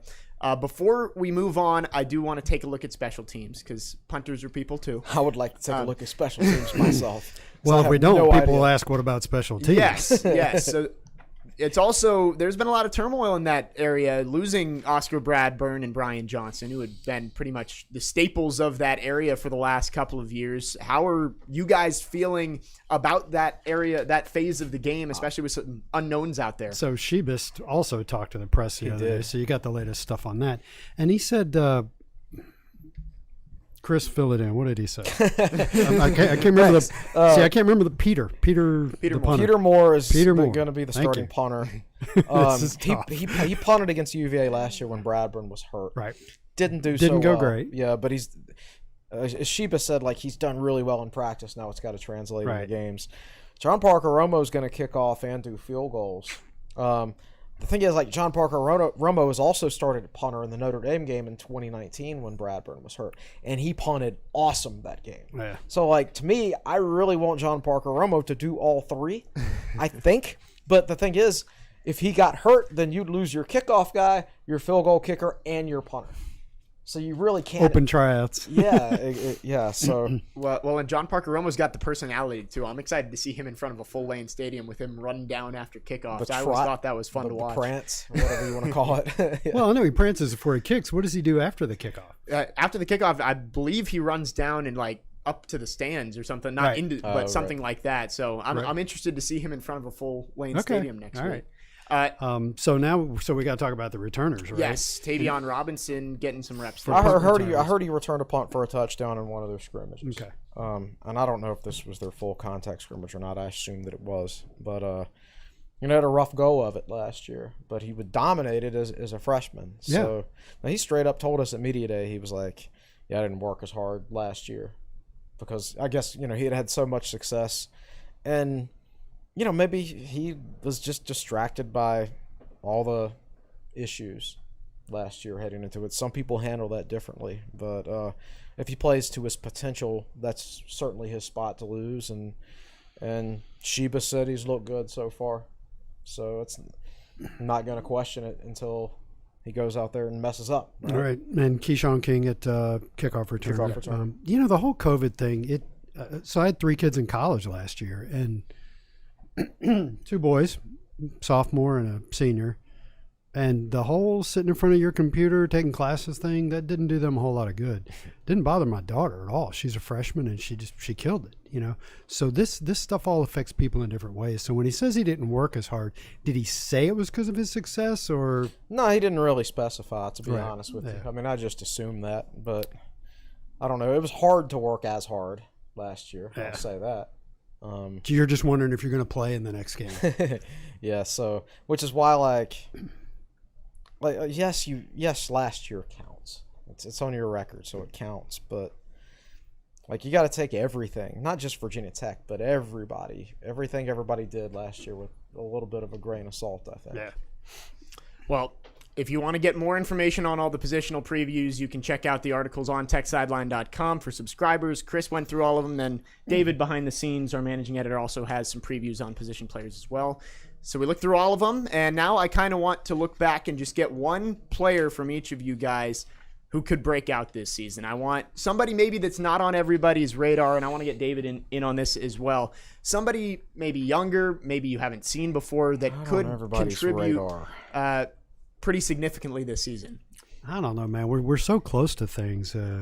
We hear about everybody and think about everybody. Do we? I haven't heard a lot this preseason. Not as much as I have in the past. They've locked it down pretty good. All right. So how about we name somebody that we hope breaks out? There you go. That works for me. He's going to say Fuga. Well, there's that, but I think Jordan Williams is more. I don't want to say he's more important than Fuga, but he's a guy that, as a high level recruit, a guy who's in a big time program. If he comes in and helps set the tone on a defense that struggled last year, he's actually first in line for me, right ahead of Fuga. So yeah, I'll go with. I can go with either one of these guys or both, preferably. But by the way, they both play the same position on offense as either Blackshear or Keyshawn King. Yeah. Chunk yardage is so important in football these days, and those guys' athletic ability make them the most likely to pick up chunk yardage. But they have to show that they're consistent football players to get on the field.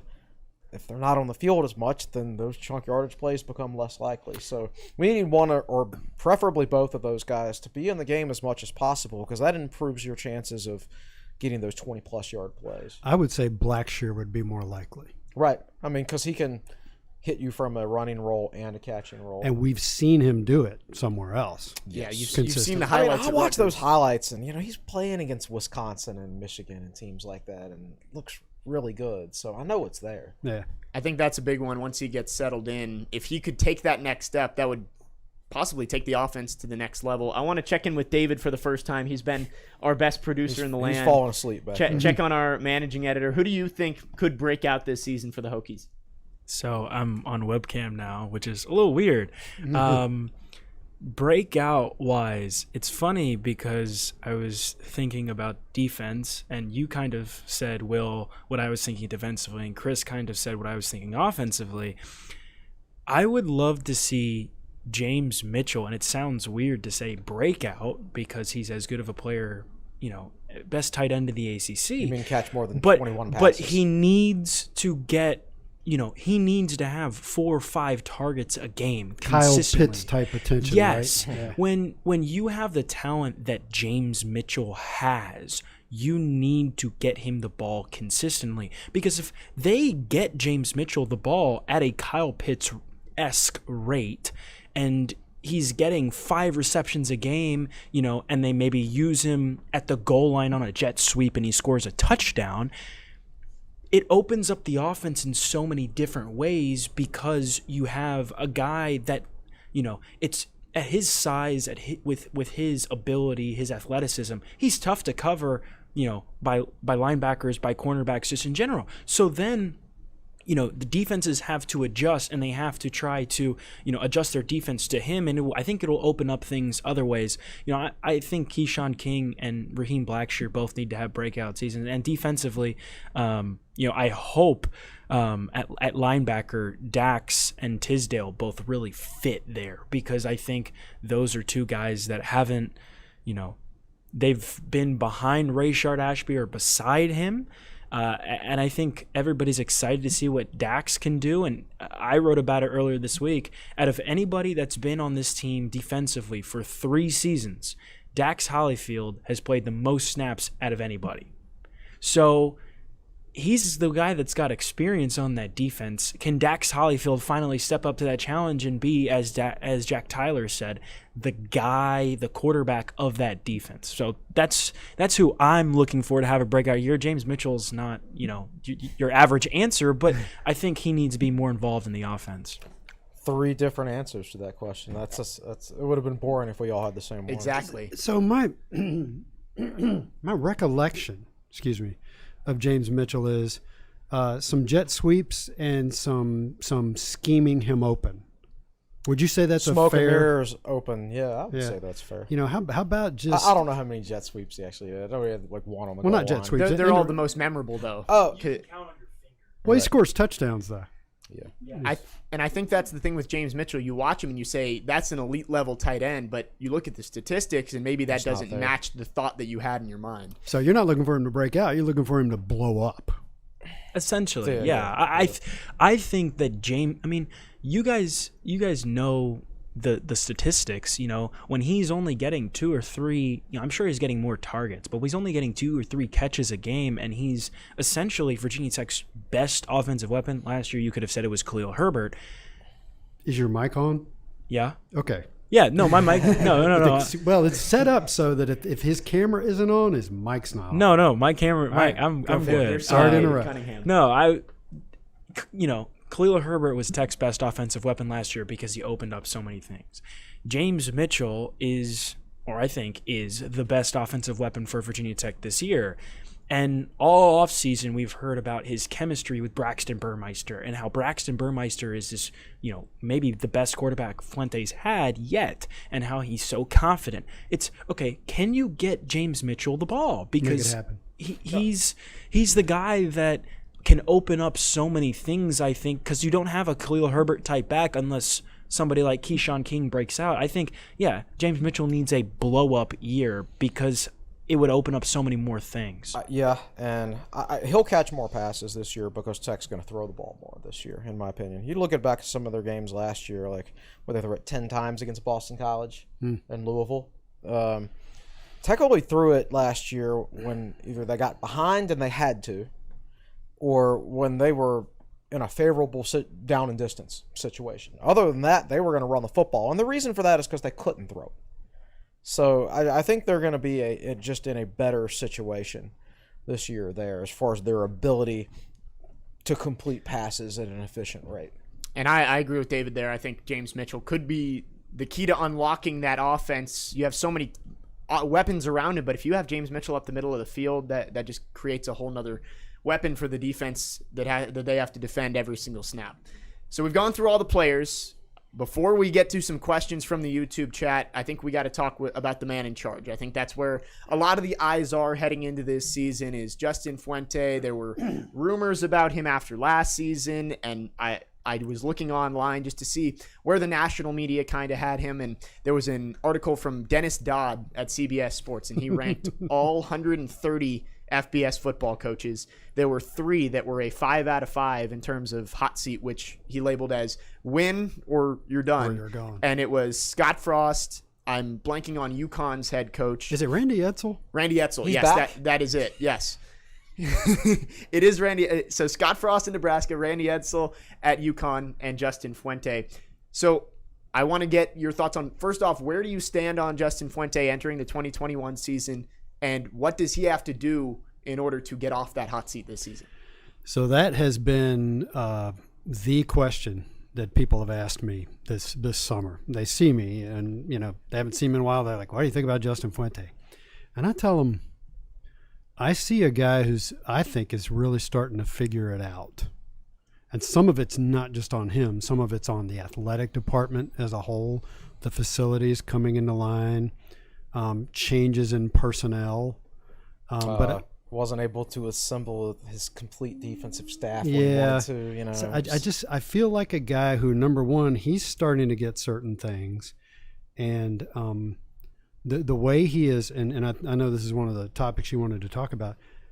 He's talking about individual players, for example, in a more positive fashion, more than he ever has before, and so one of the things Chris and I debated and argued about in the past was how Fuente wouldn't hype up his individual players, which gets fans excited.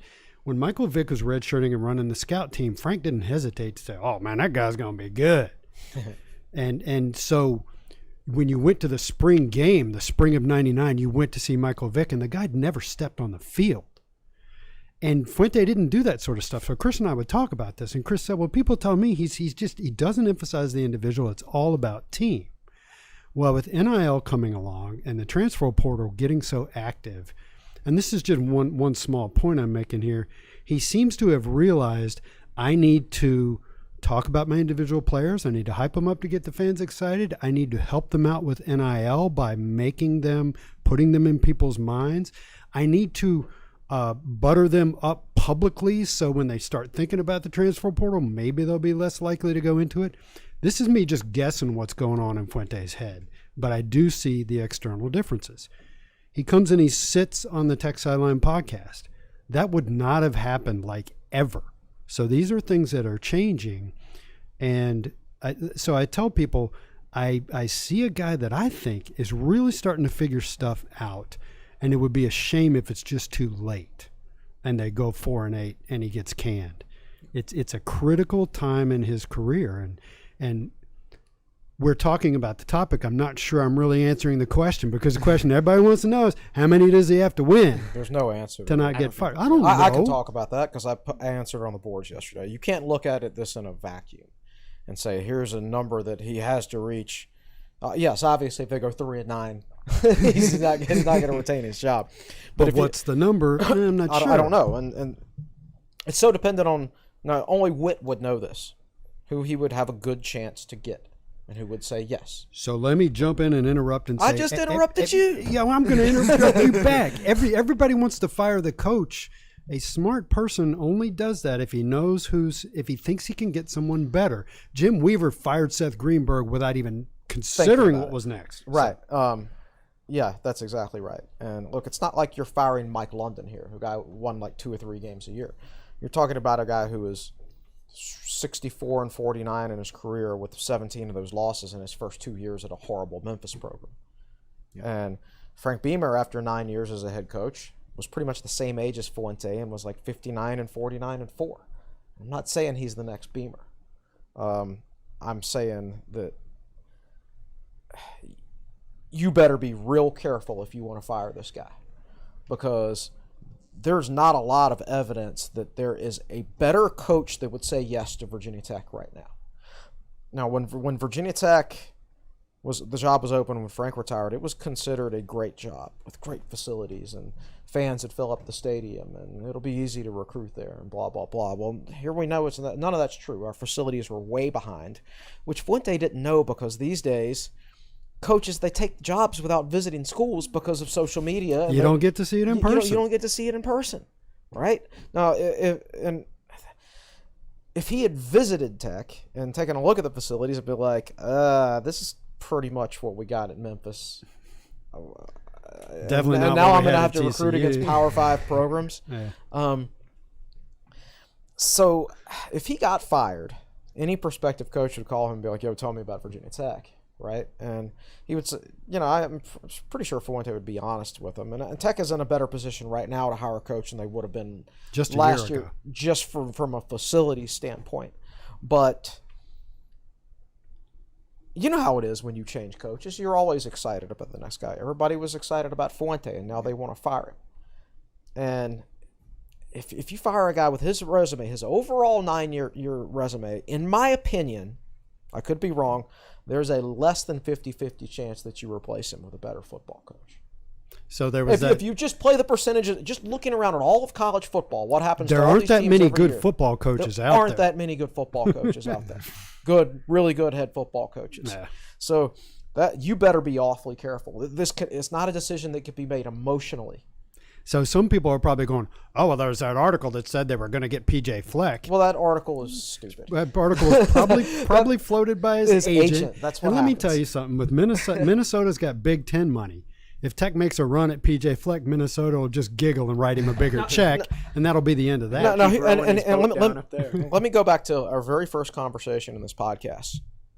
Virginia Tech lost Bo Davidson. Texas Tech gave him a raise.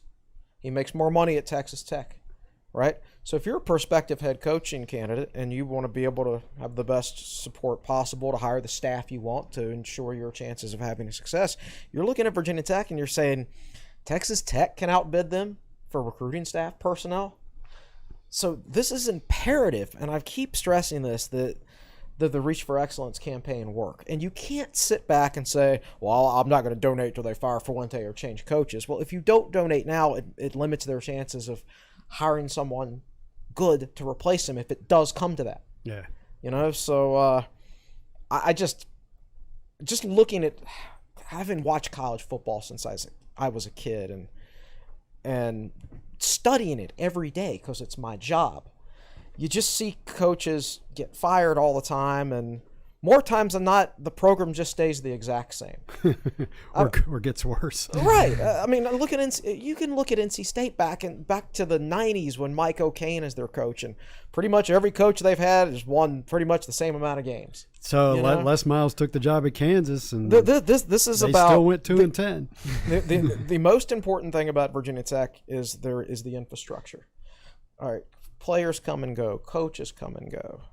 Athletic directors come and go, fans stay, and buildings stay. I mean, Virginia Tech is the conference you're in, and its television deal stays. Right. And so the most important thing, like, the Tech has made a big step forward in facilities, but now we have to make sure we can afford the right assistants and a big enough recruiting staff and things like that. I mean, ultimately, the program belongs to the fan base. And losing Bo Davidson because Texas Tech, he's from Texas, maybe he would have left anyway, but he did get a raise. And I don't know, that just doesn't fill me with optimism that the Reach for Excellence campaign is going smoothly. Not yet. I don't know. I don't have any inside info or feedback on that. But all the information's out there now on what we need to do from a financial standpoint to be successful. So if that doesn't work, I'm going to be very disappointed. So I just think people are arguing about the wrong things when it comes to Tech's football program. That's what I believe. All right. And I think you're making a good point there. There aren't a lot of great football coaches out there. A guy we mentioned, Scott Frost at Nebraska, he was supposed to bring that program back, and he's in the hot seat right now. Jim Harbaugh, same way with Michigan. So you never know. You fire Justin Fuente after this season, maybe you're in the same spot 4 years later with another guy. $10 million and you're in the same spot, or maybe not in a good spot. Yeah. I just don't see a lot of guys out there that are definite upgrades, or even like 75% probably going to be a good upgrade. So I know there's a lot of people out there, the people that just fire off quick comments, and they're just all pissed off because we're talking like this. Oh, he sucks. Get another one. It's just not the way it works. I'm glad you're not running my athletic department. You can't make decisions emotionally. I mean, generally emotional decisions turn out to be the wrong decisions. Look what happened to the Tennessee program when they decided to get all emotional and stage a coup d'etat and bring Phil Fulmer back as their athletic director. I mean, emotional. I mean, you gotta think rationally and clearly, and like I said, it's just not in a vacuum. It's about Justin Fuente. It's about who you would have a good chance of getting if you decide to replace. I'm not above replacing anybody. But if I thought there was a good chance that Tech could upgrade, but right now I'm not convinced that's the case with head football coaching position. So I think, like I said, I think he's figuring a lot of things out, and I think they've cratered and they're turning back in the right direction. I believe one of the last frontiers for him to clear is player retention and development. I also believe that what you see in the next year will look like a poop storm because there's so many players on so many teams that are going to get ushered out the door and hit the transfer portal. Don't react to what you're going to see for the next year or so. Drill a little deeper and ask yourself, that guy that's transferring out, was he going to play? Was he going to be a contributor? Are they retaining the players who they want to retain? That's a better way to phrase it. Are they keeping the guys? Like, I'll give you a random example. My man Crush Fuga. If Fuga transfers out at the end of the year, let's say he has a decent year, gets a lot of playing time, and skates at the end of the year, that's not a good thing. Right. Alec Bryant transferring out. Alec didn't play last year, and nobody was buzzing about him. Not to pick on Alec. Right. But just pay attention to the details. Don't react to the numbers. Not every player leaving is the end of the world. And the NCAA is requiring all teams to get back to the 85 limit by the 2022 season. So a ton of schools are going to have a ton of dudes in the portals, and they're not going to have landing spots either. A lot of them are not going to have landing spots. Yes, it is going to be complicated by guys that have a lot of NIL potential and feel like it's not being fulfilled here. That sort of scenario, or other places, not just a Tech thing. Yeah.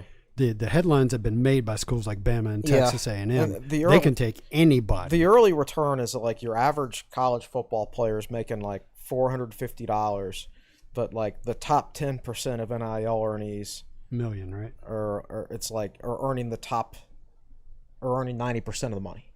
Just like society, in other words. Correct. Just So- like the world we live in. Correct. So I just don't think it's going to have Ohio State's not going to get any more talented, and Alabama's not going to get any more talented. So I don't want to go down that road. Yeah, but, yeah, that's a whole nother podcast. Well, I think we may have gotten rid of half of the YouTube questions with that last segment, but let's say 2 questions from the chat, David. See if you can find some good ones, because we are running up on almost 2 we hours really here are. on this episode. Okay, so first I'm going to say I just checked Twitter. I saw Mike Barber wrote an article. Apparently, safety Devin Taylor has transferred to Bowling Green and is on roster there. Good for him. with Scott Loeffler. Yeah, as their Scott head Loeffler. coach. And they open up the season against Tennessee. How about that? Hendon Hooker. Just of note, some guy named Evan Hughes commented and asked Chris Coleman what his thoughts are on redshirting. He said Is Evan a new listener? Hey, Chris, what are your First-time thoughts on redshirting? Are you a big fan of it for sports in general? First time ever viewing the podcast, big fan of the show. You don't have to actually answer. I'm Yeah, actually yeah, going to do yeah. my true freshman That's it. report That's next the week. bit. Yeah. Sorry, I interrupted. He said he's going to do a I'm true going to do a fresh. true freshman report next week, where I'm going to go over anything I've heard about true freshmen so far this year. Whether Okay. they could play, whether I think they should play. Of course, I don't think any of them should play. That's not true. I think Cole Nelson should play. Some actual questions. Let's see. So somebody asked about Marco Lee in the running back conversation. I don't know if you guys want to hit on that. I think he's in that second level, right below those top 3 I guys. guess he'd probably be 4th right now, and some Yeah. of it could come down to matchups. But it's one of those things where, again, like, nice football coaches, when it comes to like trying to give everybody playing time and make everybody happy, nice football coaches are going to finish last. So you have to make tough decisions, and if you got a top 3, then that's the 3 you need to play. Well, if there starts to be some injury attrition, he'll move up. I mean, he looks good. I mean, you look our pictures of him. Oh yeah. Yeah, it looks like We're he all could looking do at some pictures. damage. Nobody looks great. Whoa. Not everybody looks great. Some guys, Yeah. like some of the true freshmen we were talking about, Matthias Carroll and Cole They need Nelson. to go in the weight room. The a little frame looks good, but Yeah. you're like, yeah, they need to hit the weight room. So I'm not in love with everybody I see a picture of. bit. Yeah. Marco Lee has hit the weight room though. Yeah. So Trey commented, he said, I have to think UNC is a must-win for a team that's had a lackluster go of it for the last 3 years. Does Virginia Tech need a perfect game to beat North Carolina? No, because Carolina's far from a perfect team. I mean, Carolina's one of those teams, like, everybody knows who Sam Howell is. Probably a top 10 pick. The thing, and everybody knows Sam Howell, and everybody knows Carolina's had great recruiting rankings the last couple of years. But here's the thing: like Mac's oldest players that he recruited that were highly ranked are sophomores. I think the difference between these teams are Sam Howell's well known and Braxton Burmeister's not, and Tech's last couple of recruiting classes haven't been ranked very high, and UNC's has. That's a solid point. The core of both teams, I think, is a lot closer to being even. I still think UNC's best years are ahead of him, and that sounds like a silly thing to say with Sam Howell at quarterback. He'll elevate the team. Right. But as a whole team, I think their best years are ahead. They just lost their best 2 receivers and their best 2 running backs to the NFL. Yeah. And unless you're Alabama, you don't just snap your fingers and replace that. Now there's stuff in the pipeline with a lot of good talent, at least according to recruiting rankings, and I think that'll really start to bear fruit next year and the year after that. No, Tech doesn't have to play a perfect game, and even I struggle. I'm pretty sure I know how I'll feel and how the fans will feel short term. Whether Tech wins or loses, but like, I don't know how. Yes, it's an important game from a donation standpoint and just a happy feel standpoint. What if? Here's a scenario for you. What if Tech loses a close, hard-fought game, Carolina actually turns out to be the 9th or 10th best team in the country, and then Tech goes like 8-4 or 9-3. Right. Would you still be looking back at the UNC game angry that Tech lost it? So there's a short-term feeling, and then there's a long-term feeling. They may be the same thing, and they may not be the same thing. And the other thing I would caution people about is to be careful. If Tech wins that game, yes, it's great to beat UNC. It's great to beat a top 10 team, especially since home wins over ranked teams have been shockingly rare for 10 years now. Yeah. So from that standpoint, it's a big deal. But I don't think it says a whole lot about the rest of the season. Doesn't necessarily say. I mean, and I know Florida State's a horse of a different color, but that 2018 Florida State game didn't mean a thing. yeah. It was fun, but it didn't mean a thing. I think you make a good point that this is a big game when it comes to donations in the fan base, because it's the first time they're filling Lane Stadium in 2 years, and it's a Friday night on national television against the top 10 team. It's big for those reasons, but I do agree. I think looking back at this game at the end of the season, it may not seem as important and as huge as it is right now. Just depends on how it goes. Or it may be. Or it could be. What if it's a launch pad to a 10-2 season? What if Tech beats them by 24 and then UNC and everybody's excited, and then UNC goes 5-7? Right. It's not likely. Well, Sam Howell gets hurt. Who knows what'll happen? You never know. But yeah. It's true. Well, I think we've got. Let's roll through. I got two really good questions. Okay. I think. Now, let's be brief, because I have to call the Hokie Club today and get my ticket situation straightened out. Because I can't get the tickets to load on my phone. That is a podcast Evan made for a video another about it. time. You need to check that out. Evan and the Hokie Bird will get you. We'll help you Yeah. out. All right, anyway. Sam asked if Burmeister is the best quarterback under Justin Fuente. Are we looking at 3,000 plus passing yards, and 20 touchdowns? I don't remember. How many yards did Gerard Evans throw for? It was 3,000, I think. David's going to I think an ideal Fuente offense is, pretty balanced offense. 2,500 yards passing. Yeah, maybe something like that. Tech 2,000 wasn't a rushing. great rushing team in 2016. Right. Gerard himself was a good rusher, but Right. Gerard threw for 3,550 yards. I was going to guess. I don't think it's going to be that many. I was going to guess 3,100. So 3,500. That's a lot. Yeah. I don't know. Maybe like 27 to 3,000. Maybe. I don't know if it's one of those things where, all right, if Tech is leading games, they have a tendency to sit on the football. The thing about that season, especially Tech had a couple blowouts early in the season, but when they were playing Pitt, they were throwing it a lot. When they were playing Notre Dame, they were throwing it a lot because those games went down to the wire. So I don't know, and it's a different set of receivers. And like I said, I don't think this, from a star quality standpoint, I don't think this set is as good as that group. It's not just the quarterback; it's the receivers. Tech, he's not going to be able to just throw up a lob into the back of the end zone and have one of his receivers beat two defensive backs like Isaiah Ford used to do. I mean, there's a reason Isaiah Ford plays on Sundays. So I don't think I think they're going to have to do a little more on balance, I would say. The final question, which I think it's a good one and it's an important one, could the scholarship limit... Who's asking it? This is Parker. Okay. It goes back to the 85 scholarships that we mentioned before. Could the scholarship limit that you just discussed end up benefiting VT? Say Ohio State, Clemson, and Bama have to get rid of talented players. Do we get rid of some of ours to make room for that attrition? I mean, it could. A lot of times when it comes to transfers, there's more of a trickle down effect than a trickle up effect, I would say.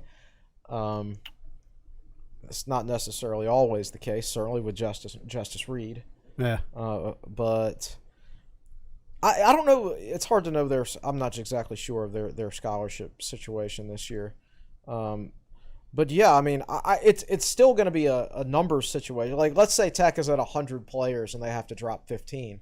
Okay, so you drop 15 to get back to the 85. Well, you're still at 85, and you'd have to drop even more to add transfers from other teams. That's a difficult chess game. Oh, I can't imagine. Yeah. Being a coach and playing that game. I also think the question's actually independent of this particular situation and the scholarship limitation.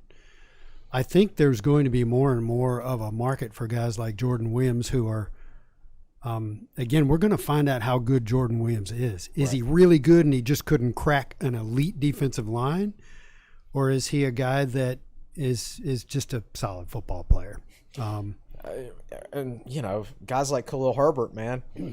The guy never rushed for 1,000 yards in high school or college until he got to Virginia Tech, and now he's scoring touchdowns for the Chicago Bears. I don't know and he's going to make that team. I don't know what Kansas was like thinking. I don't know what his high school was thinking. He never rushed for 1,000 yards. Yeah. I don't know if we answered his question, but by the way, we probably didn't, but I don't think we can. Maybe Adam Lechtenberg knows what he's doing. It's possible. That's the 1 year Khalil Herbert rushes for 1,000 yards is the Is 1 under year Adam Adam Lechtenberg. Lechtenberg is his running backs coach. all right. Well, that puts us at, I want to say, almost 2 hours on episode 186 Yeah, that's of a lot. That's about the that's Tech a Sideline lot. pod. We had a lot to go through, though. We had to get through the entire roster, and the Justin Fuente talk was a good conversation there. Before we go, Chris, always got to ask, what's going on techsideline.com this week? A lot. I've posted my defensive backs article earlier today. David's going to finish his up later. At this point, David, we can probably just run that tomorrow morning. Friday Q&A tomorrow as planned. Our top prospects article, which GMAC Hokie and I do. GMSA? Okay. GMSA Hokie? Gosh, GMAC was I know his real name and I forget his username. But we do that once a year. That's probably coming out tomorrow at latest on Monday. And then next week, regular game content, except in a condensed week. Yeah, so I actually put the roster on our site last night. Today? So the roster's on our site. I got to start doing roster cards Oh, God. for next week. With a bigger roster this year. Remember? Yeah, I'm going to have to trim that down to 86 players because that's all that'll fit on the template. Maybe we just need a new template. Yeah. So let's toss in that we haven't publicized this, but student subscriptions are free. So if you're a student and you've made it this far through the podcast, it's real simple. Sign up for a student subscription. Use your vt.edu email address. We are eventually going to hire a student ambassador, I will call it, who'll reach out to you and will extend your subscription out to your projected graduation date. So take advantage of that. Free stuff. So just wanted to put that out. We'll make sure we'll put that at the top of the next podcast so we can get some more students Yes. on board with techsideline.com. Because by now most of them are just checking their phones because we're 2 hours in. Yeah. Well, I appreciate you guys spending 2 hours here on episode 186 of the Tech Sideline Podcast. Will Stewart, our founder and general manager. You can follow him on Twitter at Will Stewart TSL. Same with Chris Coleman, our lead analyst and columnist, Chris Coleman TSL. And then David Cunningham, our managing editor, doing a great job behind the scenes today and kind of a fill-in role, wearing many different hats over there. He is at The Real D Cunna on Twitter as well. I'm Jake Lyman, and you can find me at Lyman Jake Lyman on Twitter. Jake. So there you go, too. Excited to get started with you guys. It was a good first episode. So Well done for your first time through. Again, just like Evan, just don't come in quite so yeah, hot. make it a little more mellow next time. Well, it's interesting because you guys you are trained to project, but yeah, podcasts are more conversations. You know? Well, more of it was the first one I did with Roby. I felt like I was a little flat, so I was trying to overcompensate for that here, I think. So I think next time we'll have it all evened out. We'll have everything ready to go. And David actually knows where the volume knobs are now. I forgot to tell him that one. Yeah, I'm going to go back and listen to this and just have to pull out my earbuds. Whoa, man. Well, anyway, we'll have that figured out for the next time. Next week, we're going to preview UNC on episode 187, game week next week. And I believe we're only doing one podcast next week. Is that correct? And I'm not even sure at this point what day it's going to be. What were we talking about? I think Wednesday morning, I think was. Possibly, if Chris is ready to go, and if Chris and David are ready to go and have previewed UNC at that point. And the thing we forgot to mention is if I get my stuff in time, we'll actually have the cubbies on the shelves lit up, and maybe there won't be so much drama around the mics. We should have everything settled. Position previews, and we talked about the season as a whole. Next time will be a full UNC game preview. We hope you have a great weekend, Hokies, and thanks for joining us.